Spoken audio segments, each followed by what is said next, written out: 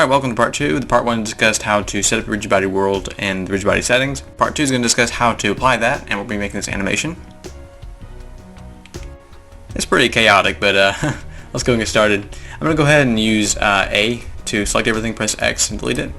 If we were going to render this, I would probably leave the camera and light in there for reference later on before we render it, for shadows and lighting, but I'm going to delete that right now so we can clear the scene because I'm just focused on setting up a rigid body world and using physics. So we're going to press Shift A on our mesh, select plane. We're going to scale it up to probably a 20 this time because the physics, well, as you saw in the animation, the chaos gets so crazy that the stuff starts bouncing way off, and you want to have a decent sized floor to be able to catch most of those objects.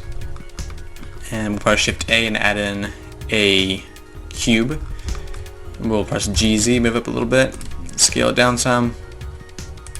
And before we get too far into it, I'm going to go ahead and select the plane, go over to my physics tab, and select rigid body, make it a passive. That's our floor. We're going to go ahead and make the rigid body active. Press Shift A again. We're going to go down to a UV sphere, scale it down some, G, then Z, move up a little bit, enable rigid body for it. Press Shift A again. Under mesh, select the icosphere. Use the S on your keyboard to scale it down some. G, then Z, move it up. And press Shift A again. Under mesh, select the cylinder, scale it down some. Basically, all we're doing, we're just putting random objects in the scene. And yeah, I did make it pretty chaotic. So let's just keep doing that. And when we're finished, I guess we'll go ahead and enable the rigid bodies to each of these things later on when we're done, which that looks like. I'll put a monkey head in it. There we go. Okay. Rigid body. I mean, you can change each one of these settings so you can give these things different masses, whatever, but that's not really what I'm into right now. I'm just trying to give these things some basic, there we go, some basic physics. Okay, now if I press play right now, we see they all fall down there, and we see a pretty neat animation. Now, if you saw my last video, then you'll notice that the it's going to quit calculating the physics past 250 frames. Let's go ahead and make this actually, I'd say 1500 frames, because the animation is going to be very long, as you will see in a second. Let's go to the scene data. I'm going to change rigid body world cache to 1500 frames. Alrighty. Okay. Now let's go ahead and get some really serious chaos going. Before we get too far into it, I'm going to select the plane, and we're going to use the filter tab. I'm going to select this. This basically is another feature. You can make the plane, the floor, unselectable. That's really nice. Like, all you gotta do is press A, and it's only the object selected. That's one of the reasons why I wanted the camera and lamp gone, because when I press A, it'll just be these objects. Okay, now I'm gonna do one more thing. Press Shift A. I'm gonna select a UV sphere down here. Gonna scale it up like this. Press S, then Z to move it down a little bit, and S, Shift Z, move it up a little bit. That does make a little bit of a dome within this on the plane. And I'm going to go to the physics settings, select rigid body, make it a passive element, and I'm going to make it unselectable. What I just did right here was to make a little bit of an extra little feature to keep the objects from piling on each other, makes them kind of slide off, and makes the end result a little more chaotic. Okay, I'm going to go ahead and press A, press Shift D, then Z, move it up, press A, Shift D, then Z, A, Shift D, then Z, move it up. You're just trying to make a big pile of objects. Now at this point, it's just kind of up to you how many of these objects you want.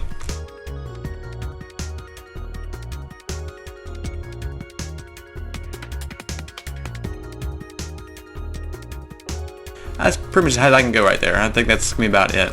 Obviously, the first thing we notice is the fact that you go too far out, it disappears. This is because in our properties panel, press N on the keyboard to enable this. We have view, and our end clipping is 1,000 meters. Let's go ahead and increase that value by 10,000 meters. It's important to say here, don't make this value go too high, otherwise you'll start seeing some very, very strange distortions in your 3D scene. So, okay, so we have just made tons and tons of objects, all standing up or like this, all ready to slam that plane down there. It's important to say that the higher objects are going to be hitting the plane way faster than the lower objects are. That's because they have much more time to accelerate. So, okay, let's go and see what happens. So I'm going to press play.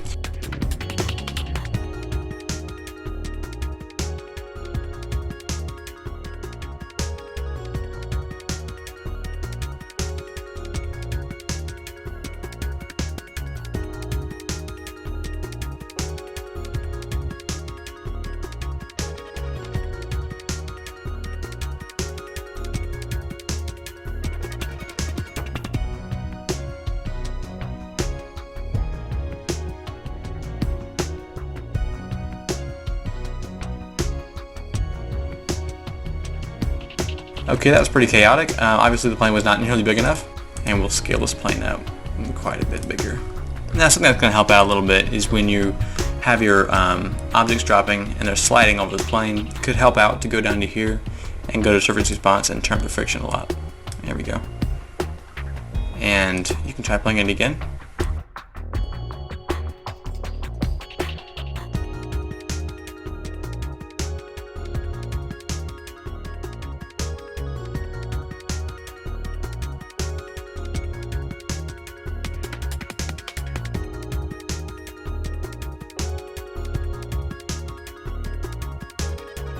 I mean, for being free and open source software, this is not bad. I mean, honestly, it's not. I mean, it's not Houdini, but at the same time, it's definitely not bad. I mean, I know we will have some strange interactions with right here, especially the faster your objects are going.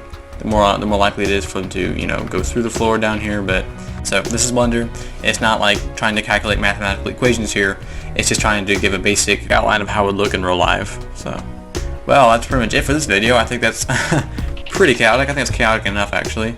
We have like 898 objects in the scene, and they all interacted relatively well. I suppose that you could use a park system for this, but who cares? I'm just using objects with rigid body. Well, I conclude this video. Hope you guys enjoyed it. And before I go, I want to give 2 shout-outs. My first one's going to go to Nagger Jason Bauer. This is my brother's channel, and if you're interested in like science or just some fun projects, photography, definitely head to his channel and hit the subscribe button for more content from him, because it's pretty cool. And my second shout out goes to Rickard Cinema. His channel is actually a Blender channel, so definitely check out if you have like a Mac, or if you're interested in like Lego kind of animations, then he practically made the channel for you. So go over there and definitely check it out and subscribe. It's pretty cool.